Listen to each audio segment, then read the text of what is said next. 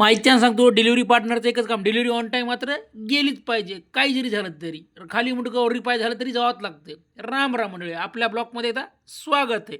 मग आपल्याला private order पलटीची pickup केली, नेऊन दिली. पलटी ओलाची पहिली ऑर्डर. असलं काय जेवायचं होतं, पिकअप केलं कस्टमरच्या लोकेशनला, पटकी जाऊन दिलं. मग पलटी पोर्टलची दुसरी ऑर्डर. असलं काय पार्सल होतं राव, जेवायचा डब्बा होता, डब्बा पिकअप केला कस्टमरच्या लोकेशनला, नेऊन दिला. मग काय आपल्या धनोतला समजलं तर पेट्रोल केलं लोड.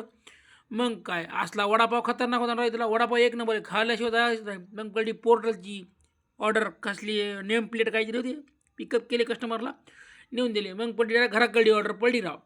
असलं पार्सल होतं, पिकअप केलं आणि कस्टमरच्या लोकेशनला नेऊन दिलं. मामा तर काय टांगळं मंगळच करू लागले, देऊन टाकलं.